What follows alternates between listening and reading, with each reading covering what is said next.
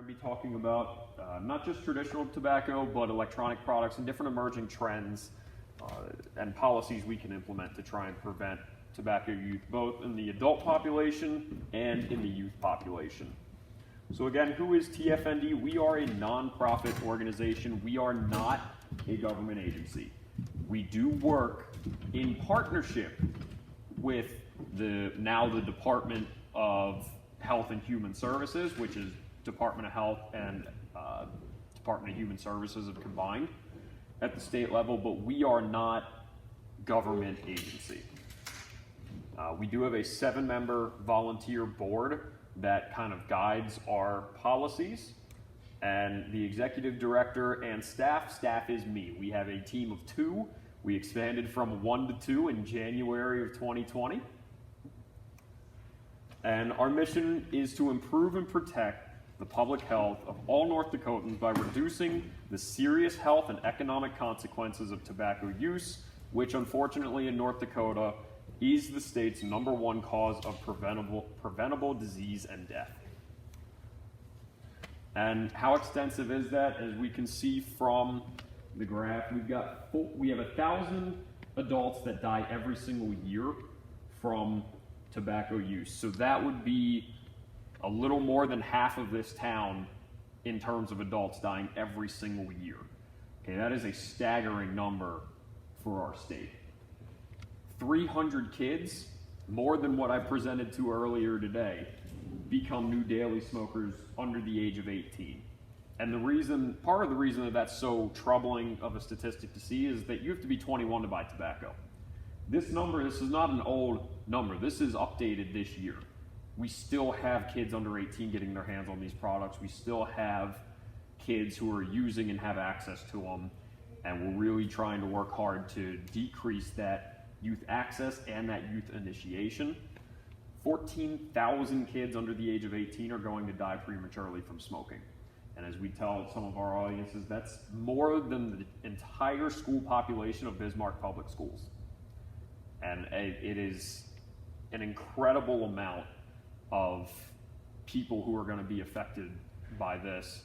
And every year, North Dakota spends $326 million on tobacco-related healthcare costs. That is a number that has grown over the years. We've also seen North Dakota Medicaid expenditures increasing because of that. So it's really something that is not only a human cost, but a serious economic cost. Obviously, the human cost is, you can't put a price on that, but you can put a price on the health care that everyone is having to get. And this chart shows the amount of deaths from tobacco in the country, and then you also have, from all of these, you have from AIDS and HIV, homicide, alcohol-related death, motor vehicle accidents, suicide, drug-induced deaths, and obesity, all coming up to slightly more than half of the tobacco-related deaths. So it is a problem that has been hiding in plain sight. Here we've got the current trends for high schoolers, grade 9 to 12, on their cigarette use. This is traditional cigarette. And as you can see from 1999, when the Master Settlement Agreement came down, to 2019, it has been a significant drop. That is good. We are continuing to see drops in state level data. Obviously, the COVID pandemic has kind of made a little bit of a delay in some of the national numbers, but in state numbers, we have seen a continued drop in this age group for cigarette trends. This is what it is nationally. Blue is North Dakota. The red line is the United States average for all adults 18 plus. Again, this hasn't taken into account the T21 law yet, but where we were through the end of 2018 and into 2019 is that North Dakota is still ahead of the national average for those who use tobacco. So everyone here, do you guys think that tobacco is still a problem? Do you still see it in your community and with others? So again, the current rate has continued to drop from that previous graph, but we are still right around that national average of 15%. And the high school student smoking rate is just under 6%. It's good that it's that low in that single digits. The fact is we do still have 6% of kids we need to continue to work toward and continue to help them quit and continue to make better choices and choices that involve a tobacco-free lifestyle.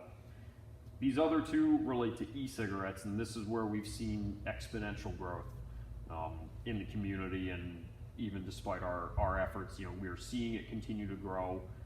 There's just really no other way to say it that it is a significant problem, and we do still have the youth vaping epidemic listed, but it's hard to keep on an epidemic, as we've seen for a pandemic. It's hard to keep those at the forefront for 2 years and people not get fatigued from talking about them. So it is still a problem.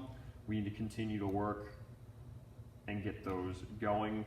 Nationally, the adult smoking rate, a little bit higher than North Dakota's. The high school smoking rate, essentially the same. The e-cigarette use is lower nationally than it is in North Dakota, and that's another issue we've seen, is that it's not being skewed just because of the number of kids, and that this has been normalized to be able to compare the studies. And so we've seen significantly more youth initiation in North Dakota. That's definitely something we're trying to work to curb. These are from the Youth Risk Behavior Survey that students fill out every 2 years, and these are North Dakota specific for grades 9 through 12.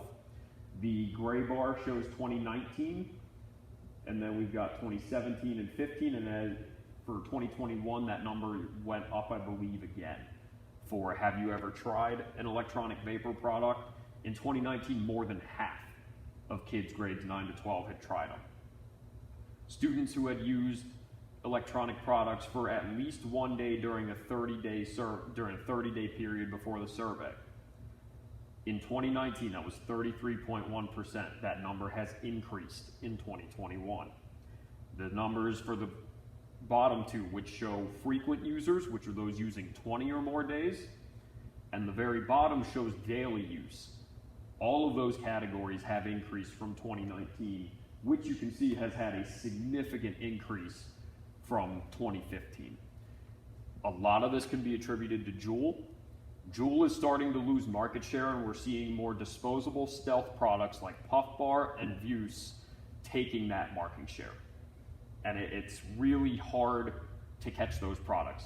When kids are able to do it and hit it real quick and throw it away, it is really hard to catch them in the act, which is why they've been so pervasive.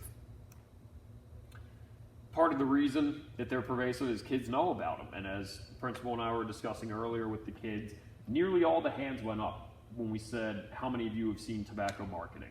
And that's really, it's concerning with the master settlement agreement in place.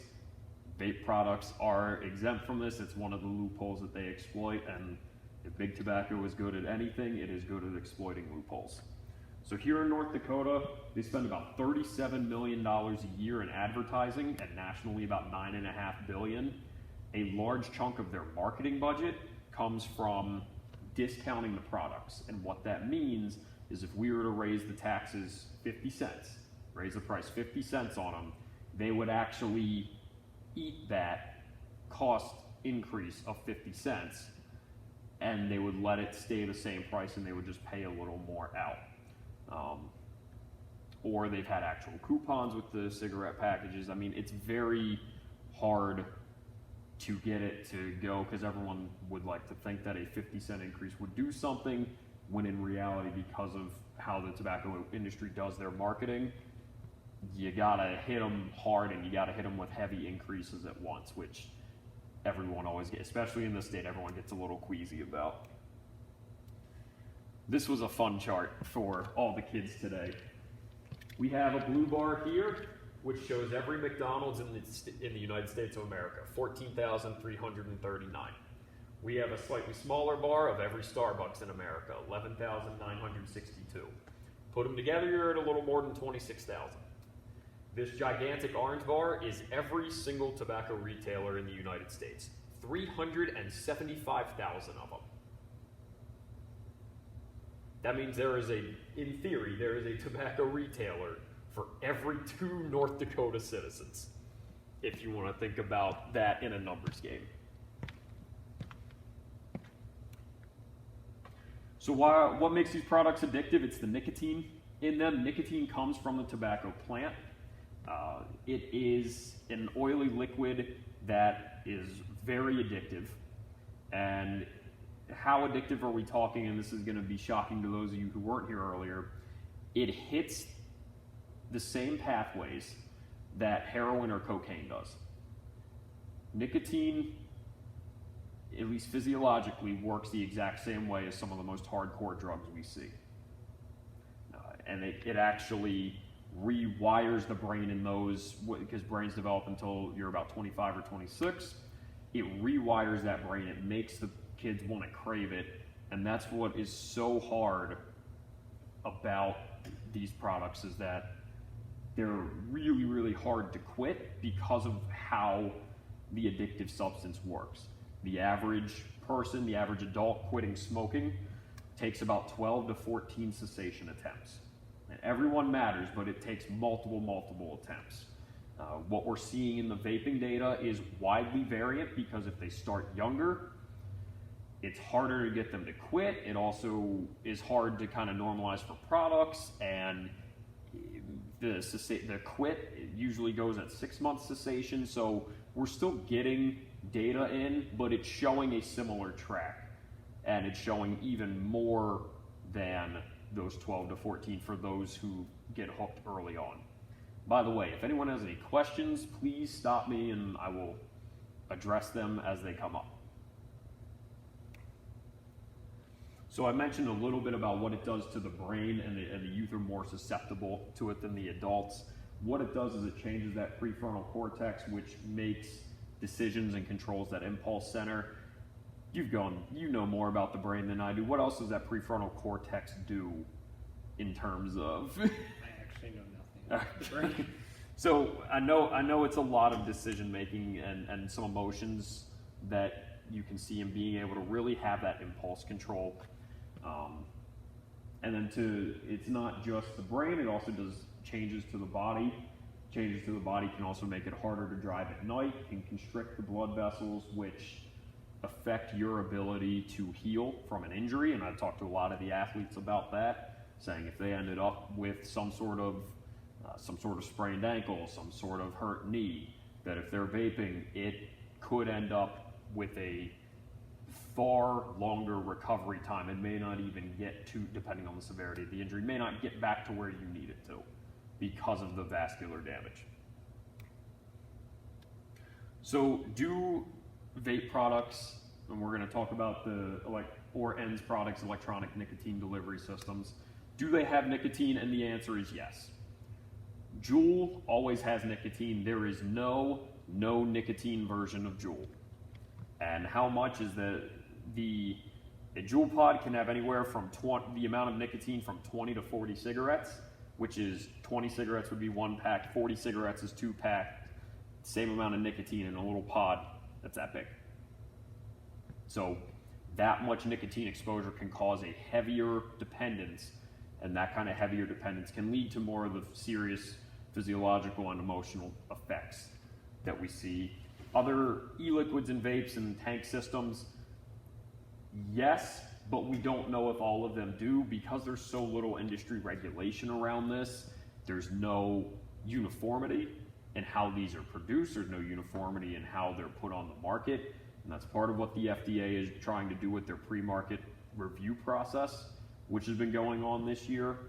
But there's still just so many loopholes that there's nothing stopping a shop from mixing their own vape juice in the back, throwing a little Windex in for color, selling that, and you having no recourse. And there's a lot of chemicals in these as well that in California they have to be listed as carcinogenic or serious health detriment. We're also going to talk about a little bit about how these chemicals are horrible for the environment as well. There are significant safety concerns. Again, the current FDA regulations are not enough, and the tobacco industry's playbook has always been litigate, litigate, litigate. Anytime there's any sort of regulation that comes up, they hit it with a lawsuit. and they continue to hit with lawsuits until they physically can't anymore, and then they let it go in. But by that, they've allowed time to pass as long as they can. Again, the safety control, the quality control we talked about, we don't know the long-term effects of these end products either. We don't know what happens when someone uses them for 20 years because they're not 20 years old. We don't know what happens when someone uses Juul for 15 years. Juul hasn't been around for 15, it's been around for 7. And when you think about all that's going on in vaping and how much it's changed, it's been about 7 years that Juul's been on the market. So it's constantly a catch-up game, especially from the federal level, to try and get the data, regulate these products, and by the time we've gotten them, they're already 3 generations on. Some, again, claim to be nicotine-free, and we found that that is not true. NDSU has done 2 different studies checking the accuracy of the labeling of these juices and found that they are wildly inaccurate.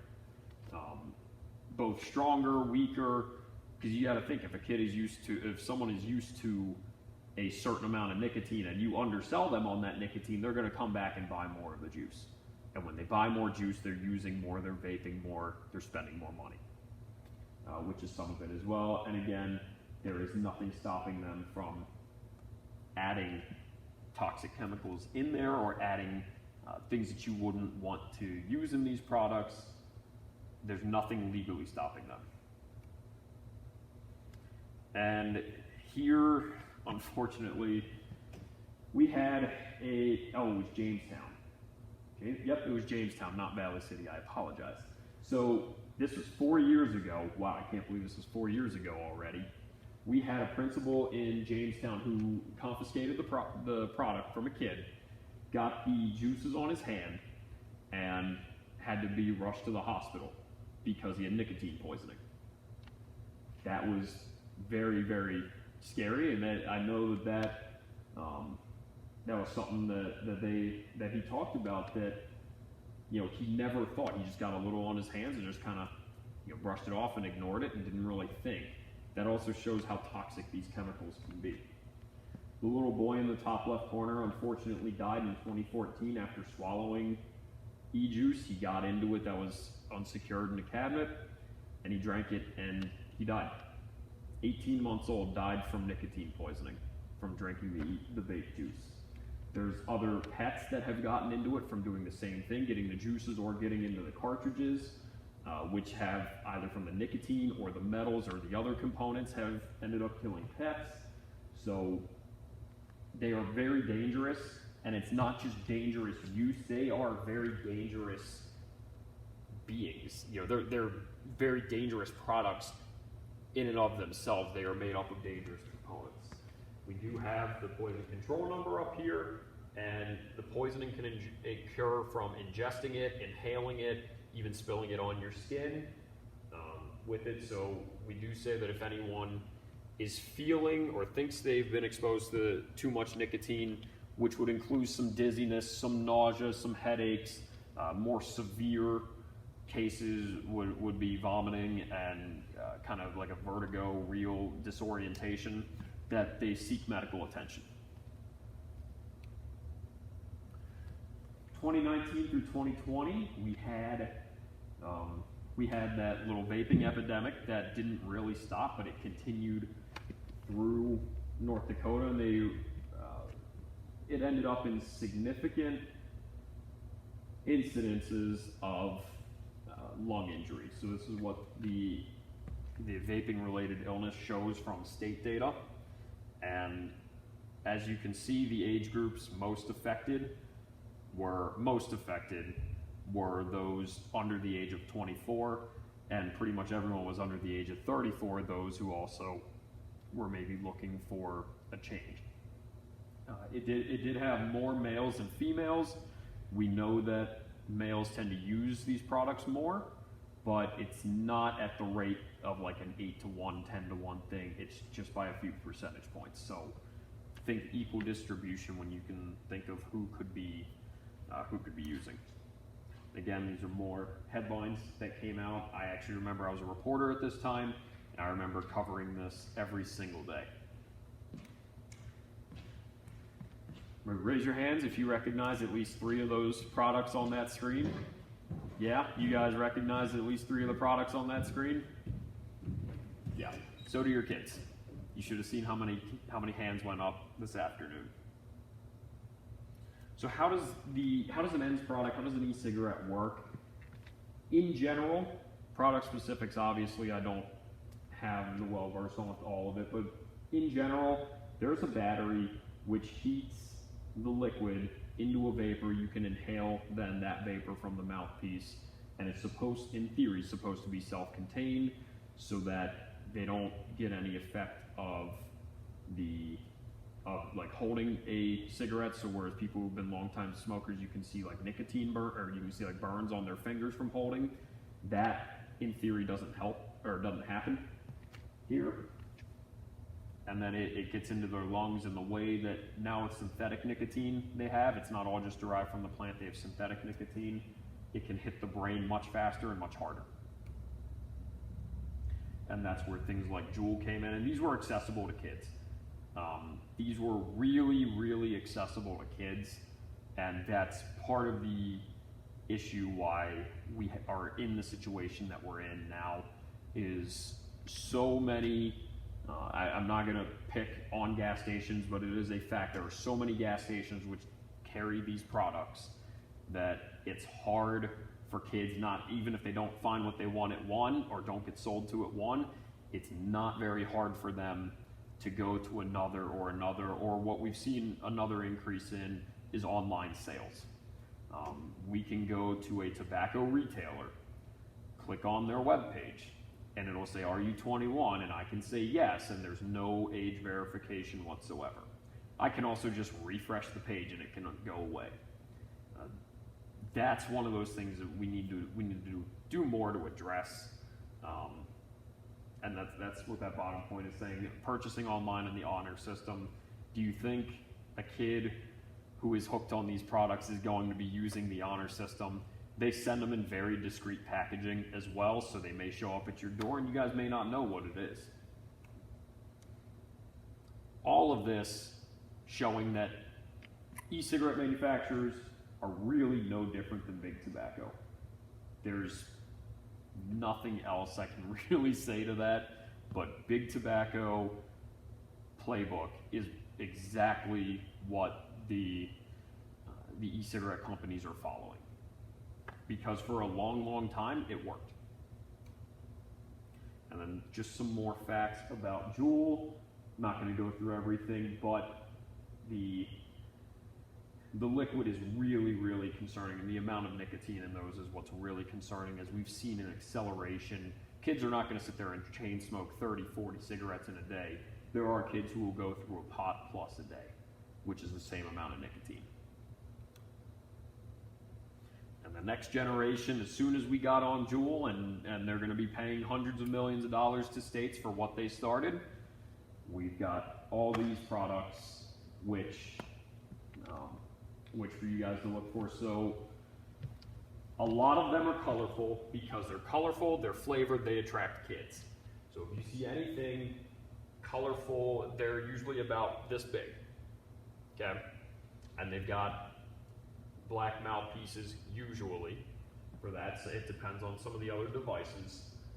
We've seen some other ones up in here. I don't know if you all can see. This almost looks like one of the little highlighters, one of the little round highlighters that comes to a tip, almost like a teardrop. That's kind of what this is, and I'm going to exit out of the slideshow real quick and show you guys what even more e-cigarettes look like. This just came down from the FDA today. All of these were sent a warning. All the companies who manufacture these were sent a warning for what they made. How is a Game Boy not trying to attract kids? You know, how is that little toy or what looks like the walkie-talkie not meant for kids?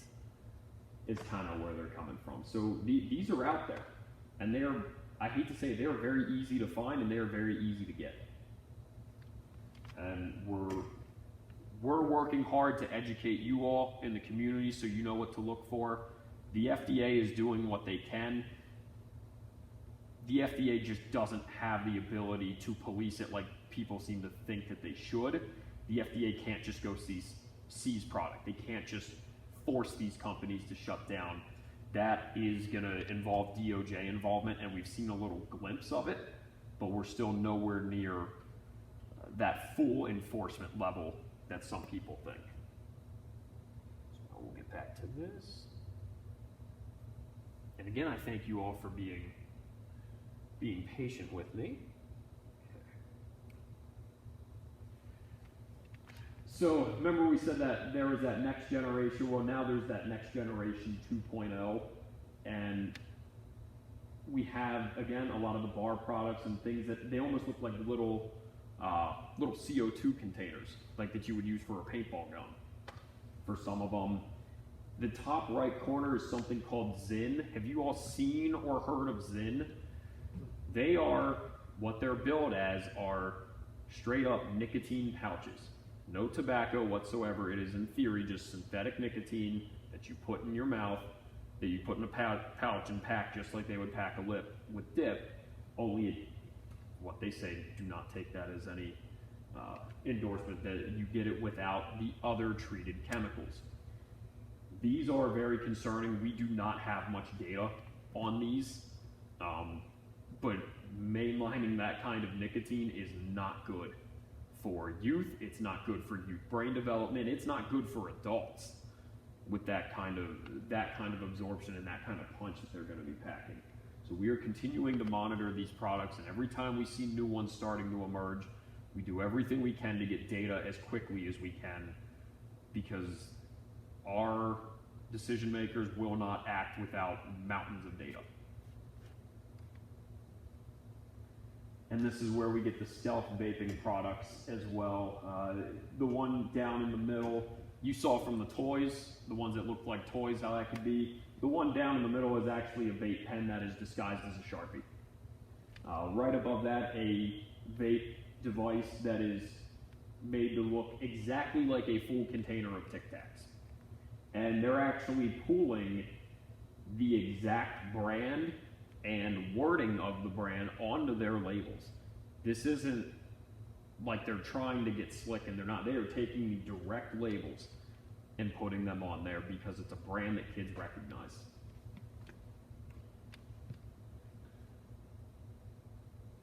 Parents, who are parents in here? Okay.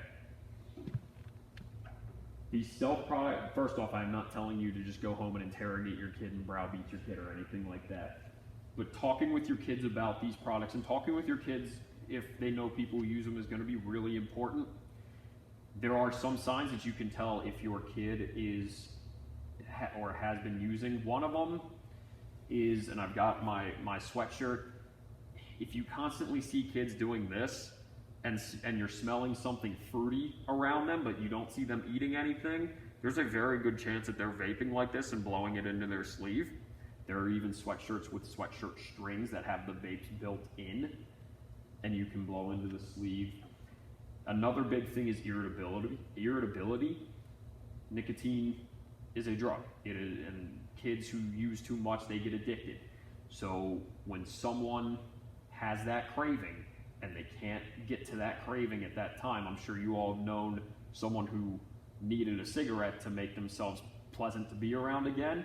It is the same thing with that. And they can hide them very easily in backpacks. I swear to God, this is just a USB. Okay, just a USB. But this USB is about the size of some of them, and many of the pockets in the pants fit right there. And you would never know that I've got that right there. Okay, easy to fit in pockets, they're easy to fit in backpacks. This is why we say talking with your kids is really going to help.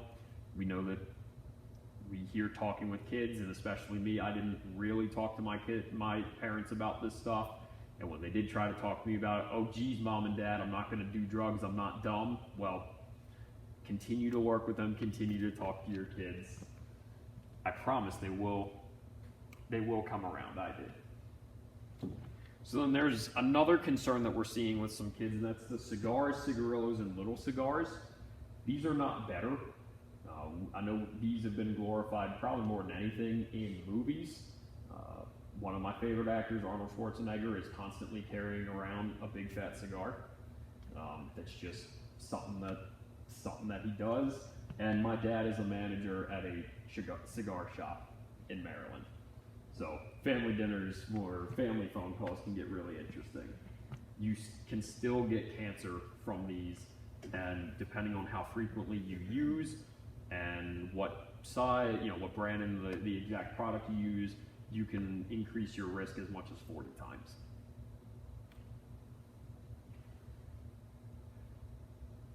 I have not seen anything hookah related here in North Dakota. This is really big in the Middle Eastern communities, and it's bigger in big cities. They will go to hookah bars, and it's basically water that heats up flavored tobacco product from it, and then you have people sucking from the mouth pipe there. It's very, very bad, but it is seen as a very societal thing to do. Luckily, we've not seen that come in because of our strong smoke-free air law. You can't do really hookah in North Dakota. We're good there, but just something to be aware of in case. The IQOS is something pushed from the tobacco industry.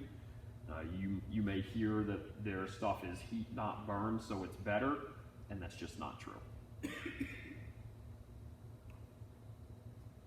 So tobacco-free North Dakota, we do a lot of education around the state for both parents, students, businesses, healthcare providers, you name it.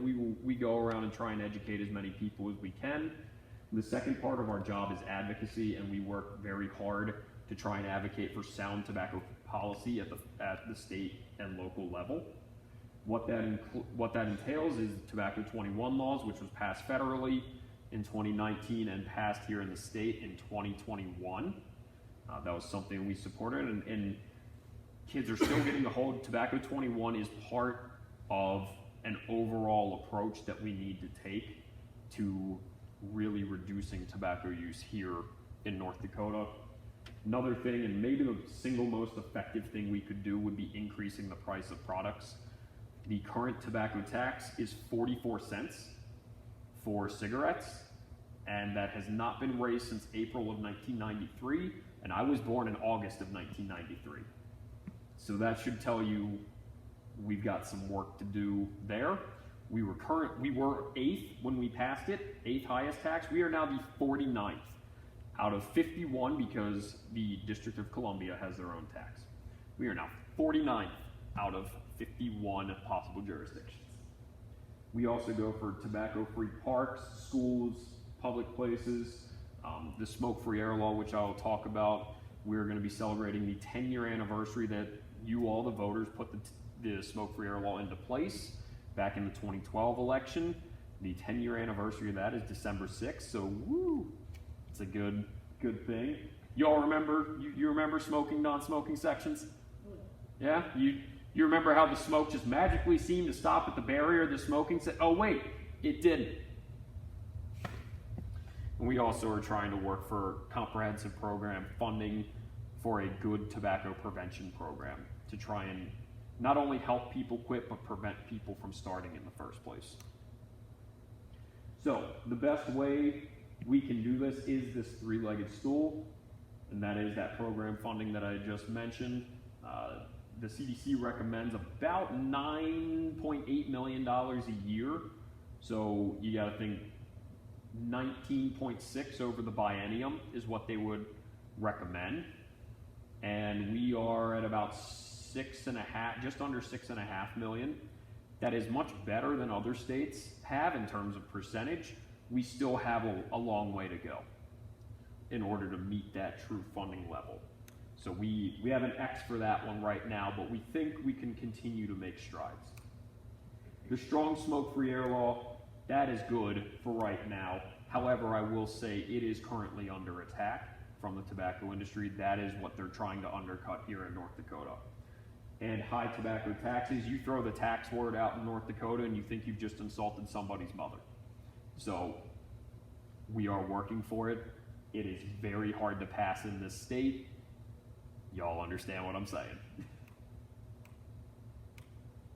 And again, this program, the Reach Referral, the ND Quits line, it's really trying to get people to quit and stopping the young kids from starting, stopping the older people from continuing. The smoke-free air law, as I mentioned, passed in 2012 by you all the voters. None of our policies affect ceremonial tobacco for Native Americans, so that has always been exempted and will continue to be exempt. The smoke-free law took it out of bars, restaurants, any public spot, and you had to be 20 feet away from the door. The law, when it's passed through a ballot measure, cannot be changed for 7 years without a 2/3 majority. That 7-year protection is up, so they need a simple majority. It wasn't up in 2019, we defended it pretty soundly. 2021 it was up. The House passed it by 3 votes. The Senate rejected the bill by 1. It was 1 senator that kept us from having smoke-filled bars, restaurants again. And when we asked them why they voted the way they did, and obviously very appreciative, but when we asked them why they voted the way they did, they said it was because of the amount of people in the community that reached out to them and just pounded their emails and phone and everything. And even when they saw them in the supermarket on the weekends, people constantly let them know that they did not want this law overturned. It was voted in place by every single county support. Every single county voted in favor of this smoke-free air law. And our most recent polling shows 75% of the state still supports it. That's more than the amount of people that voted for it. We've got to do as much as we can to reach out to these legislators and let them know that you all, the 3/4, have that voice. Don't let the tobacco industry take your voice away with a little bit of money. And that's where we can all get involved, whether you form advocacy groups or join already formulated ones. Community education products I will show on the next slide. Writing letters and giving interviews.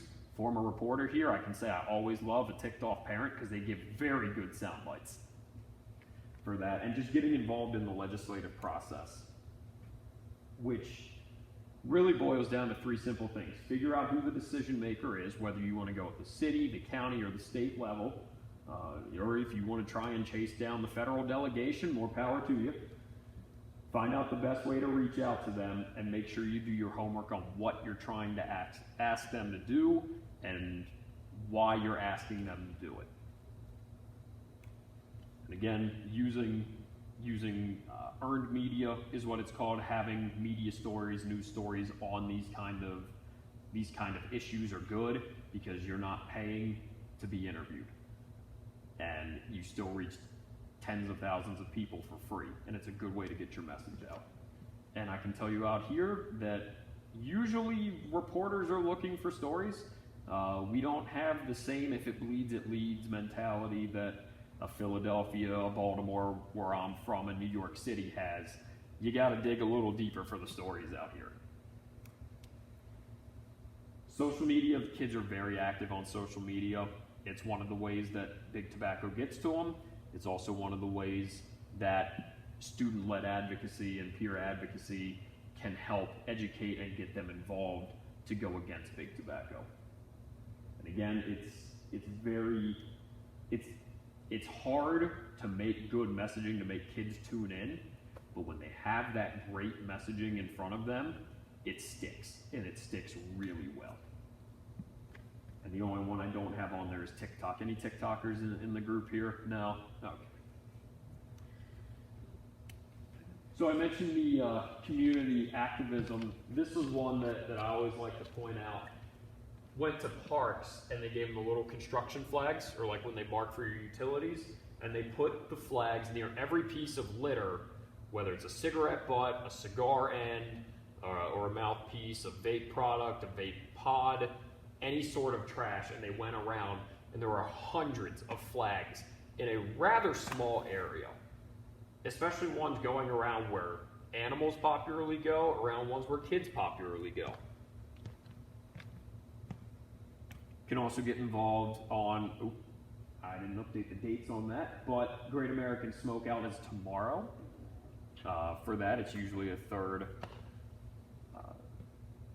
Thursday in November. And if you have any other questions, you can reach out to me or my boss. Our information is there. I'll make sure that you all have my information as well. Are there any questions? So how involved were you guys with the marijuana? In terms of going against, we didn't have anything one way or the other. We don't support the marijuana initiative, but it is not our prime focus because of what some of these other numbers are showing us. Plus, we are tobacco-free North Dakota. That is what we were created as. But we don't support it. And there was actually a study that just came out today showing that marijuana, e-cigarettes, and cigarettes can all damage the heart in pretty much the same way, both structurally and through the neurological impulses, the electrical impulses that control it. All of them can damage it. So these products are dangerous. No matter how you try and spin it, they're all dangerous. And the best thing to do, the best time to stop using is right now. And the best time, or not even the best time, the best thing we can do is prevent kids from ever starting. But if they do happen to start, we got to make sure we have strong cessation materials available for them.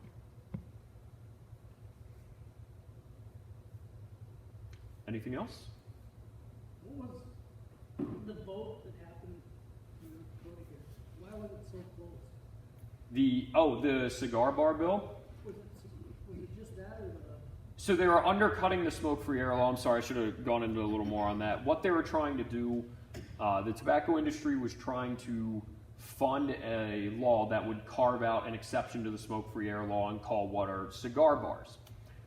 The way that the bill was written, you could have a box of cigars behind the bar, claim that 10% of your sales were from cigars and cigarettes with no reporting, and then you could allow smoking inside. So it was a very poorly written bill, and there's no amount of secondhand smoke exposure that's safe. There's no ventilation system that can filter out all the particles.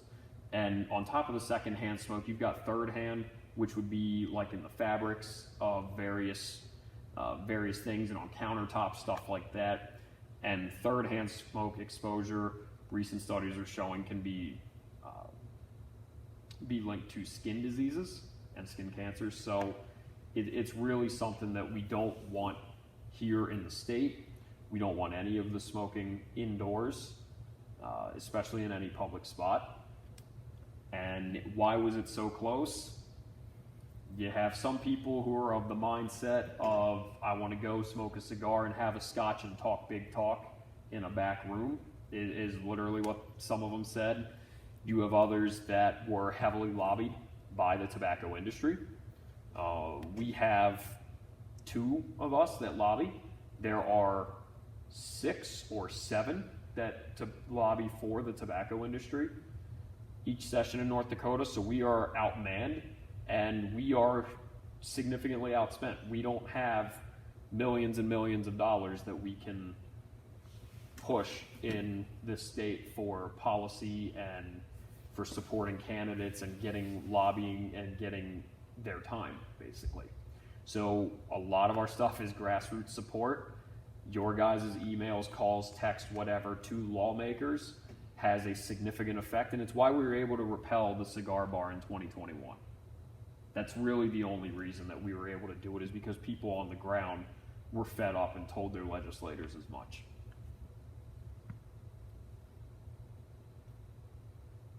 So, how did we get in a vaping epidemic? Because I don't really remember hearing about it until 3-4 years ago. So how did we get here? Large part in how we got here was because of Juul and their ability to really capture the market, and Juul did a lot. They didn't perfect the product, but they were pretty darn close to perfecting a product that people wanted. They followed the big tobacco playbook, paying for advertisers, paying for social media influencers, which is where the kids were, It was the first of really these stealth products that I mentioned earlier that were very easy to conceal. And it really just kind of, it didn't go unnoticed by public health. We work, public health all around the country worked to try and warn of these dangers. And if I'm being frank, policymakers kind of let us down with that. It wasn't taken as seriously. They were always saying, there was always, and I'm not talking here in North Dakota, I'm talking nationally. At the national level, they fell on their face when it came to working with this. And once they finally realized the problem that it was, you have the rates that we do where more than half of the kids in North Dakota have tried these products. We have the rates that we do that like 14% are using these frequently. It's just so many kids. So when you start that high, just as we did with the cigarettes, you got to start and identify the problem, and you're working to cut it down, and we're trying our best to cut it down. It's going to come down to more investment from lawmakers. It's going to come from more serious action from the federal government in getting serious about getting ahead of this issue for us to make a similar dent to what we did in the cigarette usage rates.